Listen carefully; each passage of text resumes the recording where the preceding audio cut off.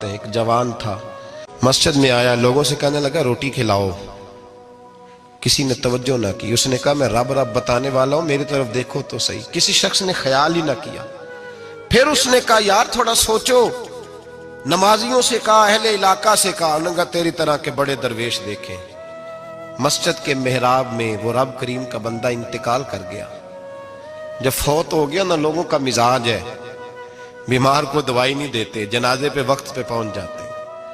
جب کوئی گر رہا ہوتا ہے تو سہارا کوئی نہیں دیتا، جب کوئی گر جاتا ہے، ٹانگ ٹوٹ جاتی ہے تو تیمارداری کو زمانہ پہنچ جاتا ہے۔ اور بزرگ، وہ نوجوان اللہ کا نیک بندہ مسجد کے محراب میں فوت ہو گیا۔ حضرت فضیل ابن عیاض کہتے ہیں امام صاحب نے اعلان کیا چندہ دو، کوئی لاوارث فوت ہو گیا، کفن دینا۔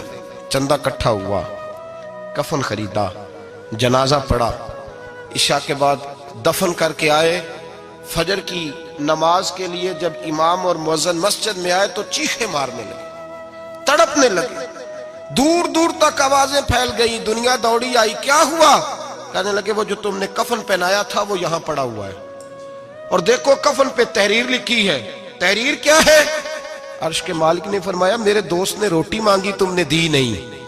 اس نے تمہیں میرے قریب کرنے کے لیے اپنی طرف توجہ کرائی، تم نے کی نہیں، اور میرا یار تمہارے کفن کا محتاج تھا، سنبھال کے رکھو اپنا کفن، میں نے اسے جنت کا لباس عطا فرما دیا، سنبھال کے رکھو، یہ کوئی لاوارثوں کا ٹولہ ہے۔ اعلیٰ حضرت فاضل بریلوی رحمت اللہ علیہ کے مکان کی دیوار گر گئی۔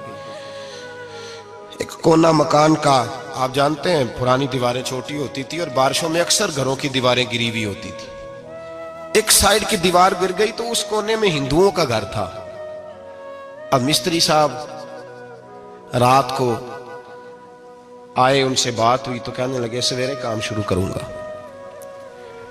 کہا ایک دو صاحب نے کہ ہندوؤں کا گھر ساتھ ہے اور وہ دشمن بھی بڑے زیادہ ہیں، تو رات کو ہی ہو جائے۔ کہنے لگا جی نہیں میری مجبوری ہے، مزدور کہاں سے لاؤں گا، بڑے معاملات ہیں، سویرے شروع ہوگی۔ اب رات کو مولانا ظفر الدین بہاری علیہ رحمہ کہتے ہیں بچے مدرسے کے، باقی سارے لوگ، سب کو جمع کیا گیا، چونکہ اس طرف سے تھوڑا خطرہ تھا ہندوؤں کی جانب سے۔ کہا جناب یہ بڑے دشمن ہیں اسلام کے، تو اس طرح کرو کہ دو تین بچوں کی ڈیوٹی لگائیں یا کچھ لوگوں کی یہاں رات کو پہرا دیا جائے، ٹھنڈ بھی بڑی زیادہ تھی، کھڑا ہونا بھی مشکل تھا۔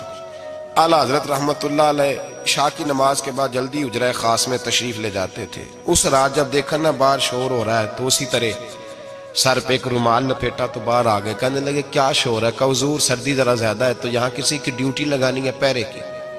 2 منٹ خاموش رہے، پھر فرمانے لگے کوئی ضرورت نہیں، جاؤ سو جاؤ سارے جا کے، کوئی ضرورت نہیں، جاؤ اپنے اپنے گھروں کو، کوئی حاجت نہیں، پہنچ جاؤ۔ کہا حضور مہربانی کرے، وہ طے ہونے لگا تھا۔ فرمایا میری وجہ سے کیوں کوئی ساری رات بیدار رہے، جاؤ تمہیں کہا نا آرام کرو۔ لوگ سو گئے۔ صبح فجر کی نماز پڑھ کے اعلیٰ حضرت رحمت اللہ تعالی علیہ جب سیڑھیاں اتر رہے تھے رضا مسجد کی، تو وہ جس ہندو کی جانب سے زیادہ خطرہ تھا وہ سیڑھیوں پہ بیٹھا تھا، مسجد کی سیڑھیوں پہ۔ سب لوگوں کی توجہ ہو گئی۔ کہنے لگا مولانا میں کلمہ پڑھنے آیا ہوں، مجھے کلمہ پڑھا کے مسلمان کر دیں، میں کلمہ پڑھنے آیا ہوں، مسلمان کریں۔ لوگوں کی توجہ، اعلیٰ فرمانے لگے نہیں ابھی تو انتظار کر، تھوڑی دیر کے اچھی طرح سوچ لے، جذباتی فیصلہ نہ کر کہ تو آ رہا ہے۔ یہ کہہ کے جب 2 سیڑھیاں نیچے اترے اس کے پاس سے تو اس نے پیر تھام لیے۔ کہنے لگا اب ایسے تو نہ کرو، رونے لگا۔ اعلیٰ حضرت رحمت اللہ نے کلمہ پڑھایا، کچھ باتوں کی نصیحت فرمائی، تشریف لے گئے۔ گھیرنے والے گھیر کے بیٹھ گئے، کہنے لگے ہمیں بھی بتا بدلہ کیسے ہے۔ کہنے لگا دیوار گر گئی، آدھی رات کے وقت، آدھی رات تک انتظار کرتا رہا، پہرے دار کوئی نہیں، تو 2 تلواریں لے کر جب میں ان کے مکان کی جانب بڑھا، میں نے کہا آج گردن کاٹوں گا اور کاٹ کر کے نکلوں گا۔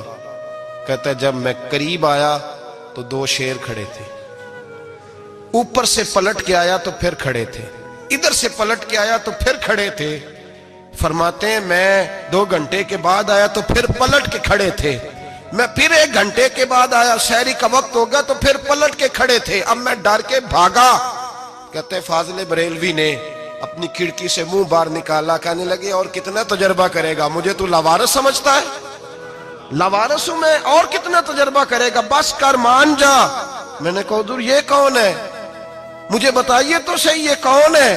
تو کہنے لگے میں نے ساری زندگی رسول اللہ کی عظمت کا دفاع کیا ہے، ساری زندگی غوث اعظم کے نعرے لگائے ہیں، ابھی تو یہ مدد صرف غوث پاک جیلانی کی بھیجی ہوئی ہے، ابھی تو غوث اعظم کی بھیجی ہوئی مدد ہے، مولا علی ابھی پیچھے ہیں، دو جہاں کے محبوب ابھی اس سے پیچھے ہیں، وہ تو ابھی پیچھے ہیں، پیچھے کھڑے ہیں کہ ضرورت پڑی تو ہم بھی تیار بیٹھے ہیں۔